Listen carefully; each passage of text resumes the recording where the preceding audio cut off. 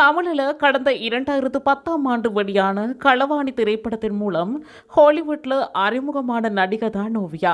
இதைத் தொடர்ந்து அவங்க மதயானை கூட்டம், கலகலப்பு, மெரினா, மூடர் கூட்டம், ஜாமிற்கு பையமீன் போன்ற கிட்டான திரைப்படங்களை நடிச்சிருந்தாங்க. ஓவியா விஜய் டிவில பாப்புலர் ஷோவான பிக் பாஸ் நிகழ்ச்சியில கலந்துக்கிட்டு பட்டி தொட்டி எங்கும் பிரபலமானாங்க. பிக் பாஸ் முடிஞ்சு வெளியில வரும்போது அவங்களுக்கு பெரிய அளவுல பட வாய்ப்புகள் கிடைக்கும்னு எதிர்பார்க்கப்பட்டது. ஆனா அப்படி எதுவுமே நடக்கல.